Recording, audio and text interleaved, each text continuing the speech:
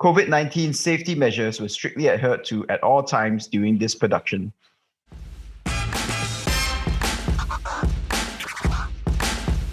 Welcome to our new podcast, The Uncool. I'm Yan Ling. And I'm Sean. And usually in our usual freelance creative exchange podcast, we talk to professionals about how to supercharge their freelance careers. But after speaking to so many people, we were thinking, how did they get so cool? I mean, in order to achieve their successes and fame, they must have been pretty uncool at a certain point. No matter what kind of successes they have, we get our guests to dish out all the awkward moments that led them to where they are now. Some are even putting the cool in uncool jobs. So let's go talk to the uncools. So Yanding, when you hear about professional wrestling, what comes to mind? Half-naked people in a ring smashing each other? Yeah, and then they all have cool names with over-the-top characters and all the likes of that makes the whole thing fun. So what's your cool name gonna be? Well, if I had a professional wrestling name, my cool name would be the Inquisitor because I think it's very dangerous and it's very intimidating, and Sean is not very intimidating. But there must be more to this than just cool names, right? Okay, so what's your cool name then? I need to think about this. But maybe our next guest can help me. Unlike other episodes, for this one, we have 3 guests. And why don't we let the 3 of them introduce themselves? My name is Alexis Lee. I am Singapore's first female pro wrestler. And I have also former Australian champion and the current CWE Vixen champion, which is based in America. So I'm international. Woo! What's up everyone? My name is Sean. In the ring I'm known as Traxxas. I've been wrestling since 2013 and I'm also a former Southeast Asia champion. Outside the ring, my name is Andrew Tang. I'm 32. I'm the co-founder of Singapore Pro Wrestling. But inside the ring, I'm the first ever pro wrestler of Singapore, the dasher of dreams, the destroyer of destinies, the embodiment of Singapore Pro Wrestling, the emperor of eternity, the 4 times SPW Southeast Asia champion of the world, the statement, Andrew Tang. Yeah! I'm scared now. I'm the most intimidating wrestler in the whole of Singapore, damn it! And you 3 are from SPW, Singapore Pro Wrestling Federation, the first modern professional wrestling promotion in Southeast Asia, and also a wrestling school. That is so cool. I'm just very curious though, what were you guys like in secondary school? I was a prefect. that is Why? really unexpected, Why? Think like gangster cannot be prefect. Guess my CCA. Guess my CCA. Guess my CCA. What? Library? Guess my CCA. Library? AV. No AV. I'm not an adult video star lah. I wish to be lah, but I'm not. Gardening, sia. Choir. Choir. Yeah. Yeah, that's what Hey, I'm a beautiful singer, okay? No, but I was not expecting that. That's why I thought you guys, before you were cool, like the cool statement, now you're the uncool choir prefect. Hey, who says I'm not cool at that time when I was a prefect? My school, a lot of gangster fighting, but I'm a pro wrestler. That's okay lah. Funny thing about my story about pro wrestling, right, is that I met my secondary school teacher. Apparently, after he retired, right, he became a photographer lah. Yeah, then he messaged me out of nowhere on Facebook, like, Andrew, I heard you do a pro wrestling promotion. Can I come and photograph? I bring some of my boys to come and sure, no problem, Mr. Heng. I'm like, sure, you're the science teacher who always was my form teacher. He was like, he looks like Gene Snitsky lah that point of time. So I was like, always like Mr. Heng looks like Gene Snitsky lah. Yeah, So I was like, pretty cool. He comes to my show, he photographs us, it's something special to me as well lah. So that's the thing about pro wrestling, all the form teachers start to remember their talent lah, because the other students are all like boring jobs lah, Mine was every recess would be classroom brawler. Oh, bad boy, bad boy lah. Good job. The bad boy lah. Is that kind? It's so fun. Be my All those bad time. boy, be my. So I was like, it was one time I was obsessed with Shawn Michaels lah. So my friend at the time would throw a super kick switching music at me. I would catch his leg. I was like, you gonna throw switching music at me? And I just lifted his leg up. And he cartwheeled midair and fell on one side and dislocated his shoulder. Oh, bad boy, bro, bad boy. That's the way, bro. And then he went out like ambulance and stuff. He went out and then he looked at me. He was like, "I'll be back." Like, whoa! Out of nowhere. That's where his career What started. school did you go to? It's a rematch. Which school do you go to? I'm not gonna say lah. I don't think it's good. Alexis, share your story, Alexis. So like I was bullied in school. Then that's when I bullied. So I started watching wrestling, and then that was when I decided I should be learning stuff, and obviously totally ignore the not Chinese at home stuff. So like when I had my friends over, I'll be like trying moves on them. What? Then my mom would suddenly walk in on me like on top of my friend, in the submission hall, which totally looks wrong. So wrong. It's like, just pinning my friend. Okay. Okay, next. So yeah, it's not that crazy story, Next. but it's still. I feel like it should be like, woo, holding those kind of plays card. Woo! Sorry, you're not beautiful enough to be a ring girl. Oh, I'm sorry. I'm just kidding. All right. I'm very, very curious. How do you come up with names like the Statement or Traxis or Alexis? What is your what's the whole premise behind it? So Alexis came about because Mickie James is one of my favorite wrestler, and in the independent scene she goes as Alexis Lurie. And then I was like, oh, Alexis is nice. Plus the fact, Alex the Lion from Madagascar and I'm a Leo, so like, it's the silliest reason why, but like it makes sense to me, so it's fine. So you got your name via a cartoon. Sure. And then you come Sounds like out a porn star. I like to move it. Sounds like a porn star. then you come out there and you're like, so you're like this cute. Out there, baby. You're like this cute character from Madagascar and go out there and you start beating I up like people. to move it. I like to move it. All right. For me, since young, me, my friends, and my brothers, we were very into like the video games. So like we would always like be obsessed with creating our own characters, and we would always come up with our own names. So for me, it started out as Nitrox for some reason. So I like the word nitro. I just put an X at the back. And after a while, like the WWE. It's not like a coffee. Really? Like Nitro Brew or something. It sounds like energy like coffee, some, right? I think like with my friends, like my own friends outside of wrestling, like they call me Sean, and then when like my wrestling friends call me like Traxus, then they think it's weird. They call you Traxus, then call you Sean. Yeah, it's normal.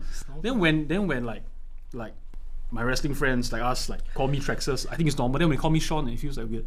Well, for me, it's ever since young, I wanted to be a star. Always wanted the attention to be on me. So it doesn't matter what I do, whether inside the ring, outside the ring, whether in the gym, whether it's dragon boating, whether it's like hanging out with the ladies. All I want to do is to leave a statement on everyone's mind. Hence the name, The Statement.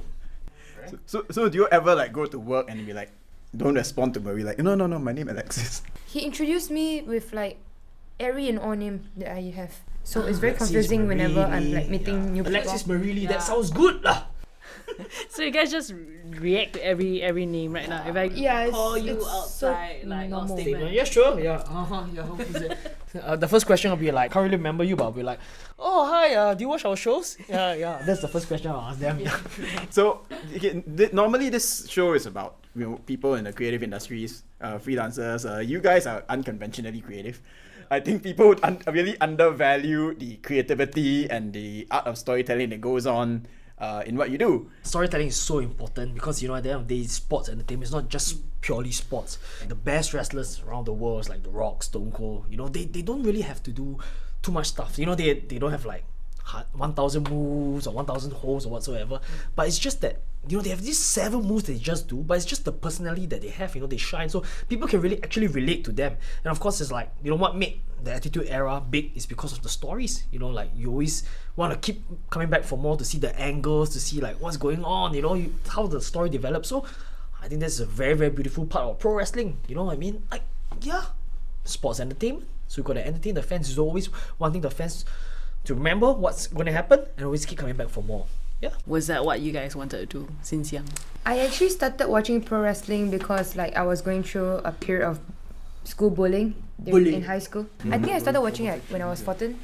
Then there was like this MTV made that kind of series where they kind of like do different weird stuff like for kids, and like I decided I wanted to be a pro wrestler, and I found out about SPW when I was in Polytechnic, and then started, and yeah, it's been crazy fun. So you started when you were like 17.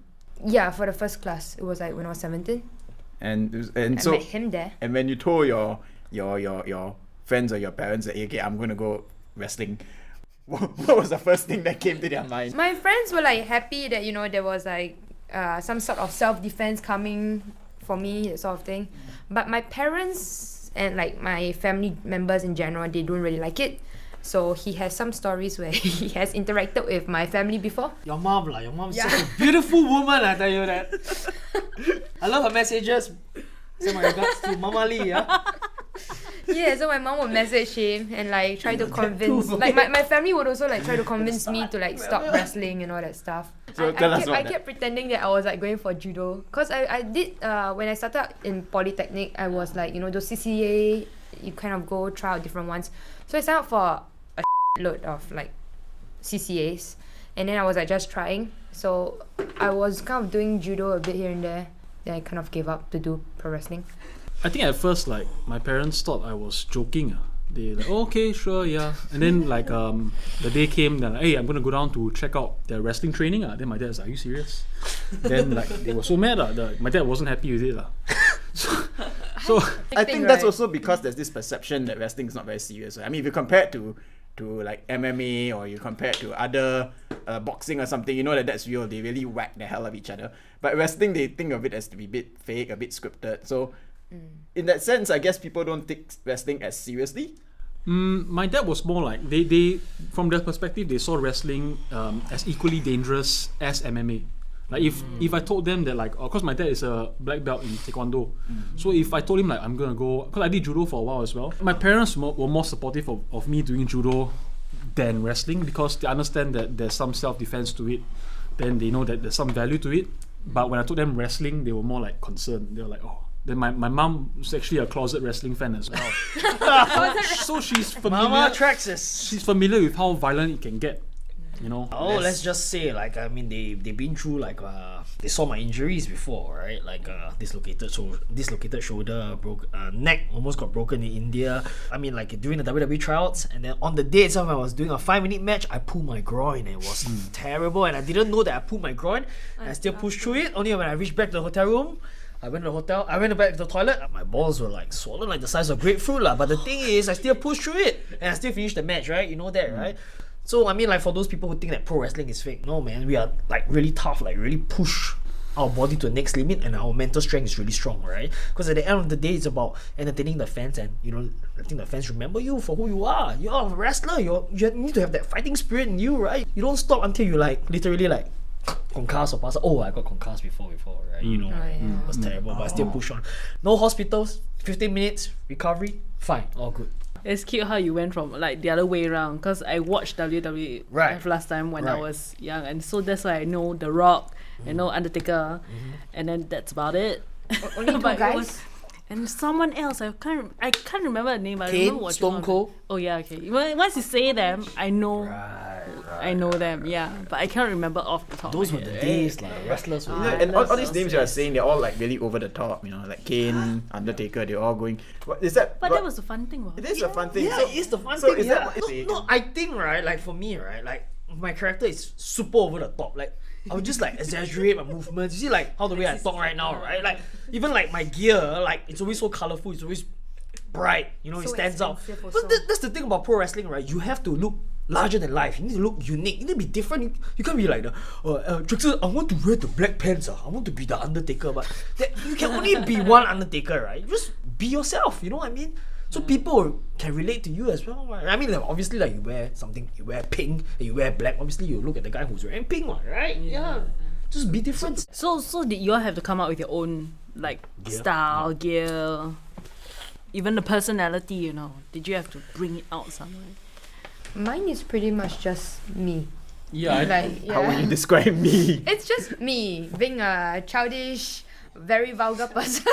I think when we Like started for out, we had to workshop everything on our own. Like we had to Yeah. experiment what works, what doesn't work. When we started, because like when were we the when we joined, it first. was like still in the first year of SPW.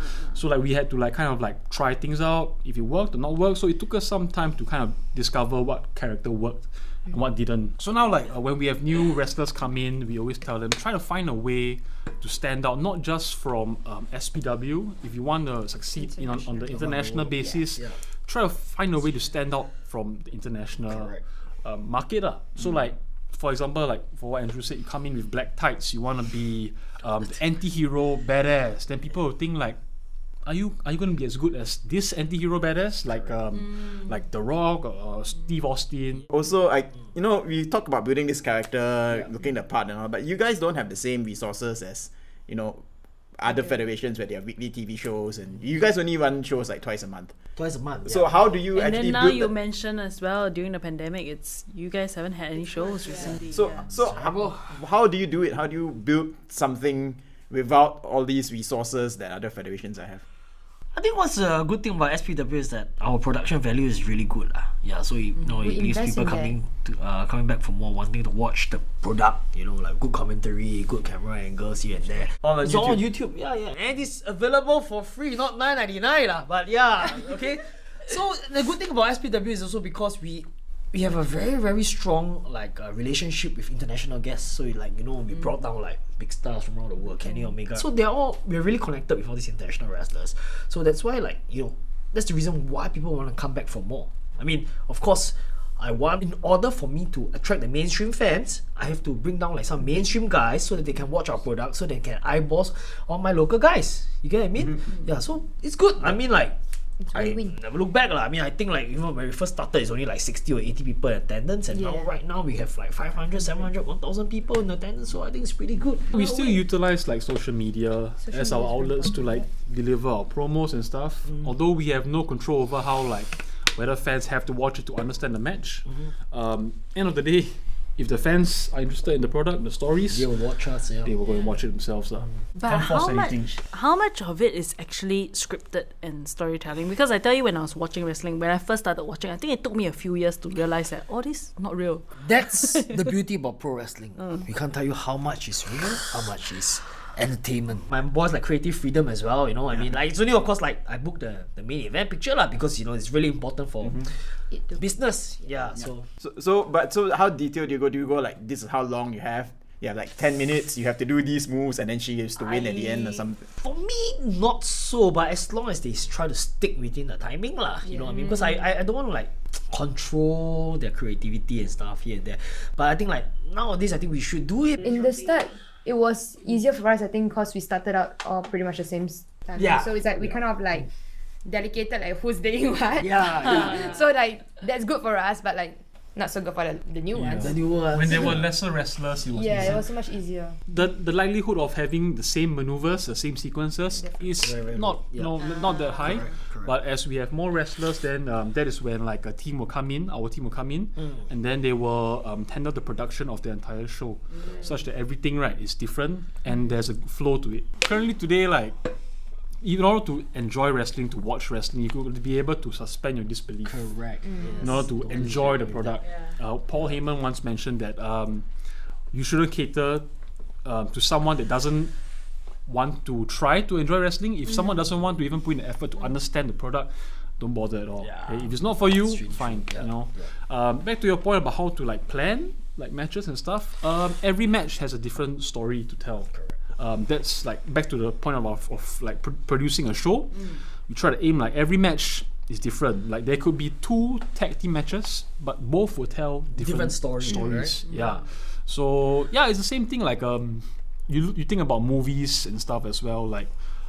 Every movie has a flow. The good guy will show his strength. After that, he will go through some tough times. After that, he'll come back from it, and then the back and forth, the dramatic moments will come in. And then it's all pure emotions, So why don't you bring us back to your first ever show then? What was that like? The very first time you did the show, you said there were The 60. Okay, let's talk about the 60-pack show. Alright, let's talk about my debut. Alright, I mean before they join. Yeah, it was just at the CC. We just moved the ring, and we didn't even move the ring because we just no lighting, no nothing. 60 packs, just training matches and stuff. So I went against this guy who came to Singapore. He was a performer at USS. What was he doing, Bumblebee or? No lah, Water World or something lah. Yeah, oh my god, Bumblebee. I like how he's Bumblebee. It's and then, nice, kind it's of nice, yeah. So I got my ass whooped lah. Obviously, I'm at the point of time I was only 53 kilos and he's he was 100 skinny, plus kilos and stuff, yeah. But I mean, it's good lah. I mean, it was a nice match, not too bad on YouTube. I mean, we had positive comments and stuff, yeah. So yeah, I mean, it's remarkable lah. From 60 right now, you know, to see where SPW is at this stage is amazing lah. So how did it get so cool then from 60 to? SPW, we always do by word of mouth. Like we do a lot of like YouTube promotion, Facebook promotion. It's like the product is real. I think like when people watch something that is real, they can relate to it. You know what I mean? It's like, you know, they're seeing guys like, you know, maybe like Alexis Lee. I mean, she doesn't look like a pro wrestler, like normal pro wrestler. You know what I mean, right? But she has the heart, and you know, like people can relate to how much heart you have. So, you know, they watch our product. And I always tell people, like, you know, you come to my product, you watch my show, I'm sure you become fans. And it's true. They come, just mainstream people, they come, they watch the product, they love They it. enjoyed it. And I think like what you mentioned in the beginning, where the audience, as long as your audience is the most important thing, they are entertained. Yes, precisely. Yeah, precisely. The fans are so important. Like, right now, that's what I feel about pro wrestling now. I mean, like, you know, when you perform inside the ring, do training matches, when there's no audience watching, oh, it's not pro wrestling lah. For me lah. But for them, I don't know. But It's for me, very different. yeah, it's different. You cannot feed off and kind of like work to it. What was the first time in the ring, like the official match? I was nervous as the F word. By that point, I just started training officially for like what, 8 months. So it was like really crazy. I was the only girl in the whole match. I was going to wrestle 3 other guys. It was a 4-way match for the Breakthrough Junior Cup, which I still have at home. So you won 3 guys. Oh, I got my handed to me. She got Like, brutalized. in the start, I just got thrown out and I just came in for the big finish and I just like splashed them all. As in like I just pinned one and then I just won. Yay! Then shortly after that, we also got like more media attention on us, which was like, it was a very worrying experience because I mean, when we started out, we didn't think there was going to be so much media attention on us. Correct. And then like we got all these crazy great opportunities, no? Yeah. And she's saying this after she told y'all that she tried to hide this from her parents. It's the funniest thing because like we came out on Straits Time and then like I was like so nervous if they would find out from it because it's the Straits Time, man. But no, I was like, wow, lucky. Then the Chinese newspaper, the Lianhe Wanpao, they decided to do a short story on me, like cover me. Then my aunt saw it and then she asked my mother if that was me, and that's how my mom knew. I was like, Yeah, so what happened? and my mom was like Peace. kind of happy-ish. That, I mean, there was like, you You know, want a her cup. daughter is on newspaper, but at the same time she was like really pissed off because they miswrote my name, like throughout the whole article. But, It only came out correctly once. Like the rest of it was like all different names, you know. I was like, huh? so the editor didn't do the job. Huh? Yeah, it came out to like about like 10 different people in the one short little article. It was This like, is you know- RP. Yeah, an RP. So like the teachers were like kind of very cool and very interested about it. So they were like just like started doing wrestling stuff. Oh, they're like, carry me. At some point, yeah, I just carried on my teacher who was like almost twice my weight. Almost. You must get a lot of that, like, you know, like, hey, carry me, or like yeah, kick me or something, and or, you know. This is the chop lah. Oh, but it's actually quite common because like they want to know how it feels. Given a lot of people chop. I had to hide it from my parents. Yeah, he had to hide. You hide your chops from your parents. No, because he had marks on his chest. What's it like though being the only girl in that match? I guess you were the only girl for a while, isn't it? Yeah, for like very long time actually.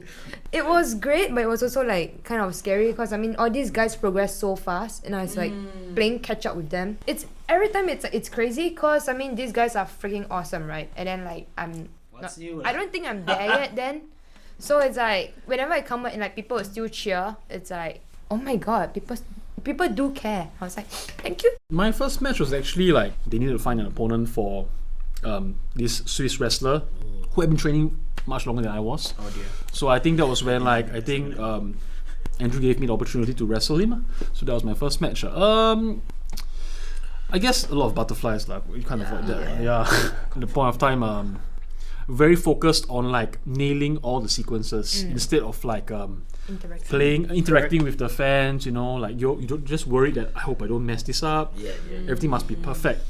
You know, so like compared to back then, compared to now, like it's always a lot of stress going to a match rather than enjoying the match. I think like towards like where we are right now, our more recent matches, like we're more like for me Relaxed. yeah, for me like I try to have natural. fun in the match. You know, like yeah, that's how far we've come. It's not about doing the moves, about nailing the spots. You know, it's about how to make the sport look more interesting and how the fans can like connect with you because of what you do. Yeah, and I think It's just like a performance in a sense. It is. it's where the All the lighting is entertainment comes from Aspect, sports yep. entertainment. What's the review that you guys got that you thought after reading the review you thought, okay, we've made it, we are legit federation right now? We got positive comments lah here and there. And I guess you're always going to be reference to the bigger federations like the AEWs and WWE. Yeah, because and that's so on. what they always watch, right? No, but they don't understand like. I mean, most people, especially for the mainstream fans, I feel they don't understand like the whole entire process. Like every big star starts from somewhere, somewhere small. You know what I mean? But we're gonna like keep climbing, and the hustle is real, right? You guys went quite big as well. I mean, you're traveling for other countries to wrestling in other countries. How many countries do you wrestle in? Over 10? Over 10? Yeah. I just like am fortunate because I mean between like both genders, like female and male wrestlers wise, like there are so much lesser female wrestlers compared to the guys. So definitely there are like more opportunities for like me, especially like with the women's revolution and all that. So I think I've been really fortunate with like use of social media, like getting my name out there. We have like a lot of international wrestlers too. It kind of gets more eyes on me.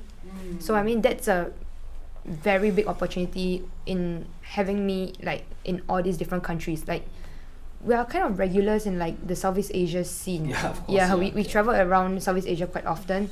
So like getting the opportunity to work like in other countries like in Australia, in America, and in France, it's just like crazy opportunities that just happen to come about, and like it's still crazy to me like we managed to do all this crazy Okay, cause there's also like people who are like those really fake companies that kind of like try to hit you up for like free stuff on all that things.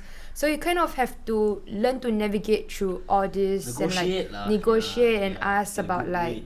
for more information, because not every company can give you like information. Then you're like, are you legit? Like I don't think you're legit. Then you're just giving me big names, but like what the hell? You need to see like the production value as well lah. For me, I wrestle like 14 different countries: India, Japan, China, Macau, where else? China, Taiwan.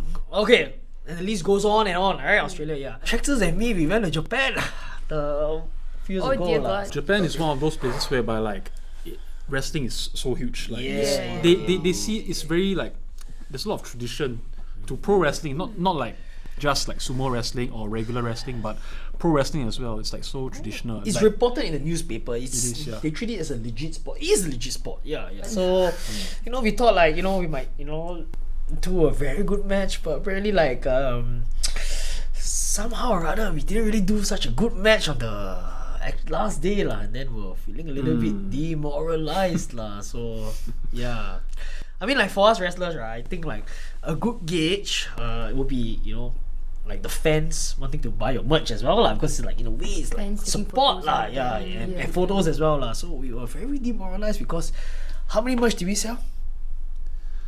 none.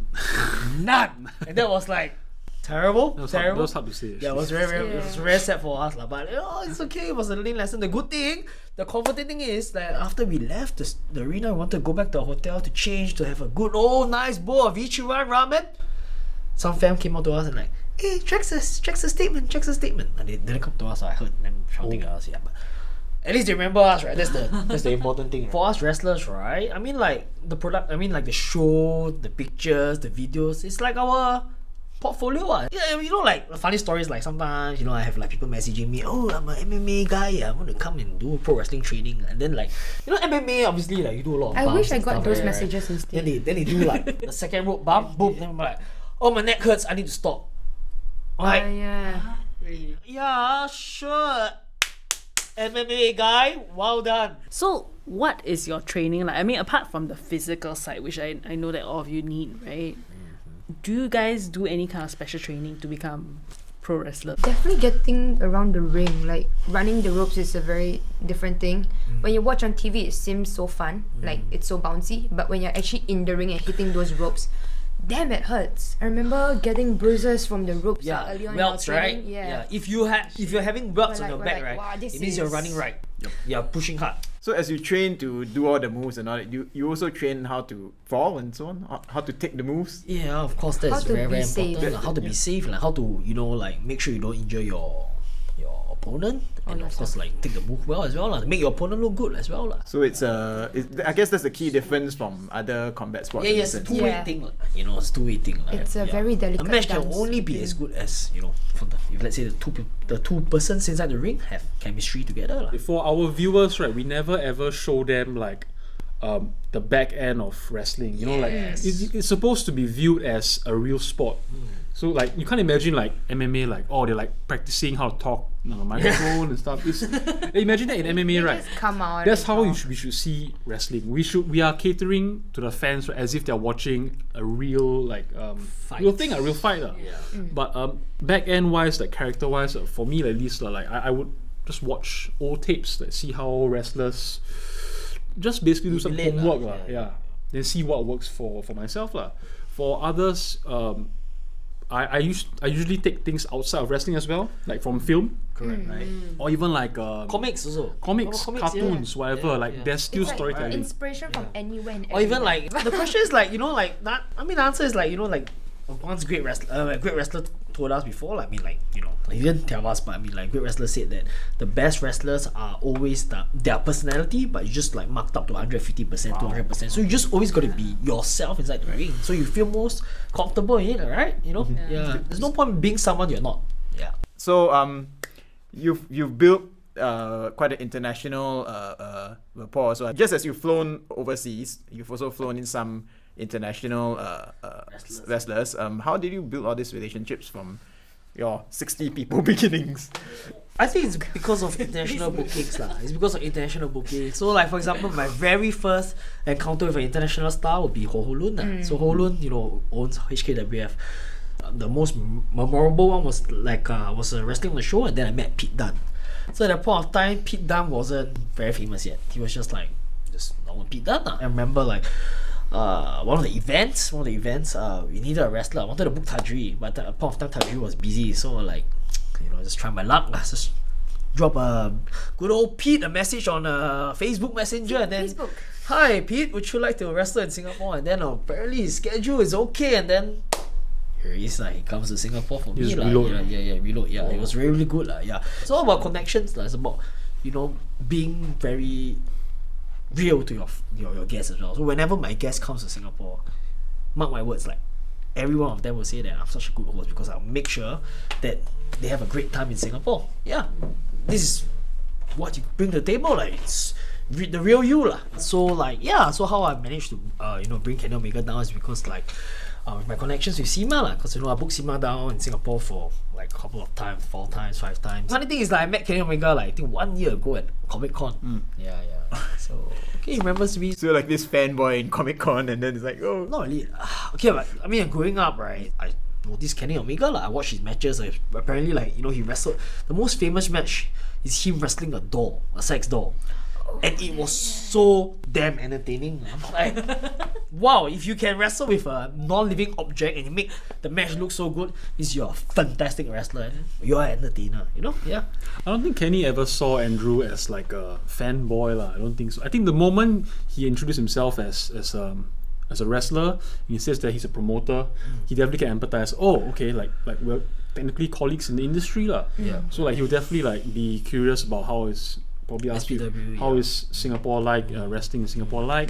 Then like he was like asking you like, so when's the next show? You know, like it's very like. It's very professional. Yeah. right? Like it's not like so. Like how long have you been watching WWE stuff, for example? It's like so It's when not like a We, fan we, thing, we are right? in the industry lah, but Yeah. you know, like I don't know about some fans. Some fans might think like, hey, I don't know why like this Alexis Lee Traxxas and some of the SPW guys have special privileges we to definitely like got those. meet the other WWE wrestlers lah. But they have to understand that we are in the business. industry. compared to other federations, you're quite young, right? So how did you get this amount of outreach, outreach, I think from the other federations? It's really our networking. Yeah, And networking on social media, or production Yeah, value, production, yeah. marketing. Like for me, I don't like just do like pro wrestling. I do like YouTube stuff. I work with a lot of like YouTubers around Singapore, and then I promote the sport as well. Whenever I go to like a bar or like some stuff, I'll just tell people I'm a pro wrestler. It's networking, what? So it's a very young federation. You all got spotted by the WWE. pinnacle of wrestling. That's like WWE. And how did they even get their eyes on you guys, a small federation in a small country, what were they? How did they even get to know of you guys and come all the way down and watch you guys for That trials? must have been super exciting. Yeah, of course. At the point of time, because the WWE Southeast Asia GM, the GM for WWE Southeast Asia, Asia Pac, he's based in Singapore. So apparently, he got introduced by one of our sponsors to come and watch our show. He was very fascinated with our product. He felt like, wow, the quality of wrestling is good. So apparently, he reported back up to the execs. At that point of time, the execs were not very interested in Singapore wrestling or Southeast Asia, but apparently he kept pushing here and there, this and that, showing stories, videos and stuff, and then they got very interested. That was in 2017, right? Yeah, 2017. Yeah, so apparently a couple of us got scouted for talent. Yeah, and then somehow or rather decided to go with the Mae Young Classic instead of the Asia tournament. So They went another direction. yeah, we had to wait for 2 more years or so, and then finally they came in 2019, right? Yeah. For the scouting, for the scouting and stuff, and then so the 3 of us, they were very, very skeptical as well. They were very, very picky as well. We had a training session with them, right? They were watching us when doing training. After that, they went to watch our show, and then they start picking and confirming the names that they want. Yep. Yeah, it was very, very, very, very, very strict. Okay, so what happened? So the 3 of us, we got selected and we went to WWE trials in China lah. In China, alright. Yeah. So we were the first 3 Singaporeans to represent Singapore in the WWE trials, and that no one can take it away from us. It was like a training camp. I mean, I honestly felt like it was such a fun experience. Like something that you didn't want to end. It was July.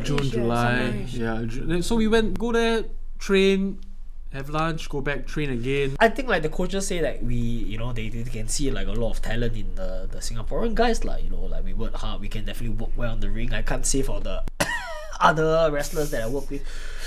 It's terrible, but we are safe and we are good, and they can see our work rate lah. So in terms of the results, we can't say too much as well. We just gotta wait and see lah. We have no idea what Right, the and, future holds and for us all lah. of it was all started from you, Andrew, because you were the pioneer in this. So Because he had a dream. So what's the next step for you guys? Where do you see yourself next? I would want to definitely give Japan a try, because Japan's always been this very big kind of goal, but it's so scary also. Their training there is intense and all that, so it's just scary to kind of see what they would think of me. I have experienced all these successes and all that stuff, so it's I have to step out of my comfort zone to do Japan, but at the same time the Europe scene do a bit more, and also America for sure. We are so young still, but yet we've made this impact, and we gotta keep going lah. I just feel like we shouldn't stop, keep growing. After that, there will come a time that we have more opportunities to work with ways to showcase our content. For me, it's of course, to make SPW a more mainstream promotion in Singapore. You're on mainstream TV lah, but I don't know about them lah. For myself, my own goals is to make it a mainstream promotion lah. Doesn't matter whether WWE, AEW, Japan or whatsoever, but this is something that I want to do. I want to make it a professional career. In the meantime as well, I still can do double roles as to make sure SPW is still going well and good lah. Of course, giving opportunities to up and coming wrestlers to get the spot lah. But I think at this point, it also depends on the goals of our wrestlers as well. We don't assume that everyone wants to do it full time. Correct. Some people are contented with I just want to wrestle in Singapore or as a side gig. Yeah. Some people might be contented with that. Some might want to go international. Overseas. Yeah, but I think at this point, right now, I would say it's not feasible yet to do SPW full time. So what we do is that it's more like a side gig, but at the same time, there's still a lot of commitment that goes into it as well. Yeah. But the main thing is pro wrestling still. No matter what, if you have to do a show, okay, sorry, I need to take time off from work. I don't care. No pay leave, doesn't matter. Just come and do the work. Yeah, it's true. It's true. This is really our passion, so this was our main focus, even though it's not fully feasible until we get our name out there. So it's you have to sacrifice some things in order to fight for your dream. Correct. What would you say to people who want to, follow in your footsteps and be pro wrestlers? Especially all those Singaporean kids out there. I think the first step, is to really, just try, chase your dreams. Tell yourself you always believe in yourself. You have to believe in yourself before you can start believing in your dreams, whether you can achieve the dreams, right? Just never look back. You really just never look back. Just go all out. If someone comes to you and says, well, guy or girl says to you, okay, I want to be part of the SPW roster, what is the kind of criteria you look at before you would accept them? You have the right heart, right mindset. It doesn't matter how you look. You always want to like be willing to learn. That's very, very important. You know, like what they say, like, you know, it's sports entertainment, right? So people might think like, oh, this is fake and stuff. You need to look like a part of a wrestler as well. So it's a lot of physique as well. Physics is important as well, yeah, but at least you need to, you know, start working out and all lah. You know what I mean? Yeah, to be slightly different lah. Like say, like if let's say you're not very big, at least you know maybe you have a good charisma, you know how to talk, Extrovert. you look good, you know, you have a nice face. You work to your strengths lah. You know, like maybe you are very fashionable, so maybe like your costume and stuff be very different. And work to your strengths. You know, you don't have to do like super flippy stuff.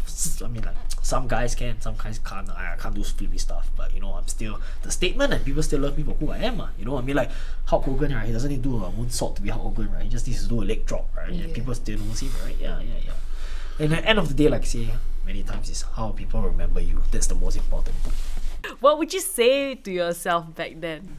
If you could talk to yourself Talk now. to yourself when you felt you the most uncool, the most down. first. Even though like the reason why I got into pro wrestling was like a negative thing, it's like I gotta be thankful for all that obstacles that has led me to follow down this path. Cause I mean, without all those struggles and all that like unhappiness that's bottling up inside me, I would not have turned to pro wrestling, and I would not have this like crazy awesome like past 8 years of my life. I tell myself to just grab the opportunity when it arises before it's gone. Yeah. You know, like it's always take the first step first. You know, you'll figure out whether it's for you or not. Correct. And there's no harm in just trying. If you got the time, you know, got the passion, go and try it out.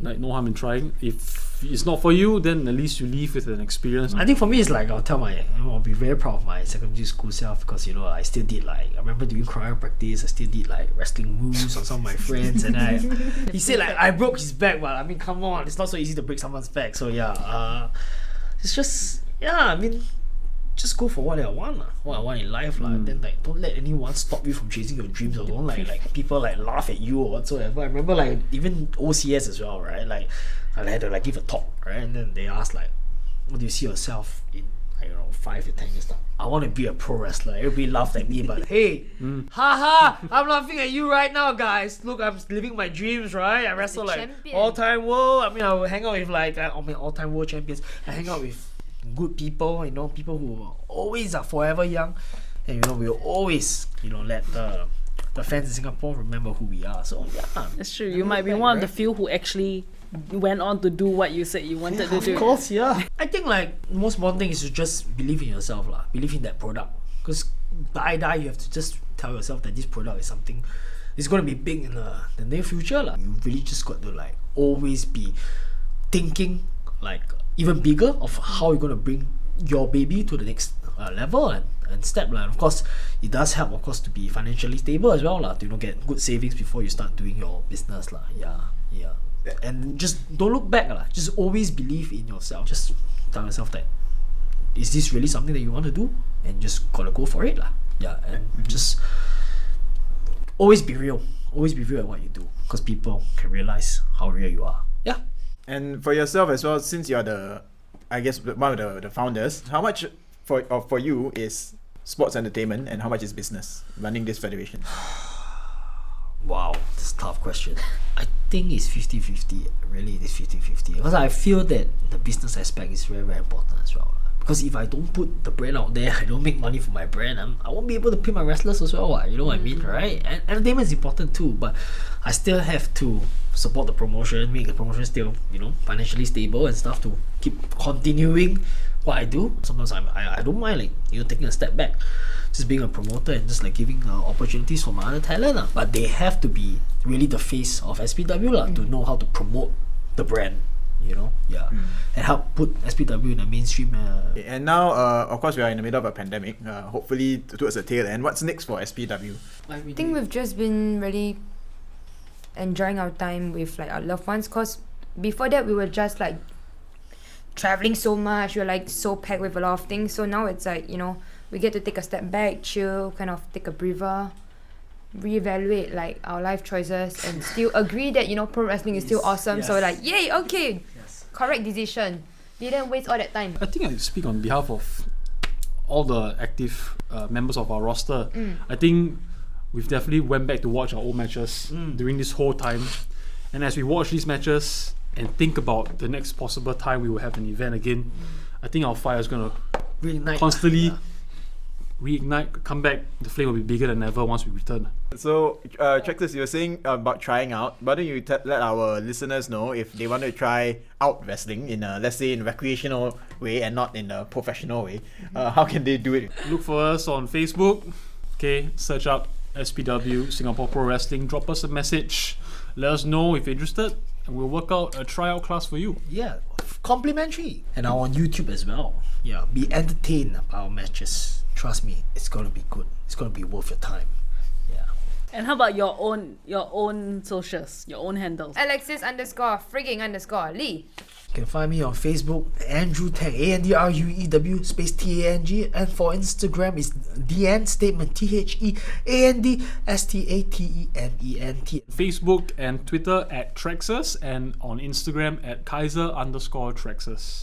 Thank you to The Statement, Trexus and Alexis from SPW for being on Uncool. If you enjoy this podcast, please subscribe to The Uncool or rate us 5 stars on Spotify or Apple Podcasts or wherever you listen to podcasts. Just search for Freelance Creative Exchange and you can find more episodes of The Uncool or others in our series. And then you click follow. Also, share with us and celebrate the uncool moments by going to any social media platforms and using the hashtag FCEUncool. We want to hear from you, and remember, it's cool to be uncool.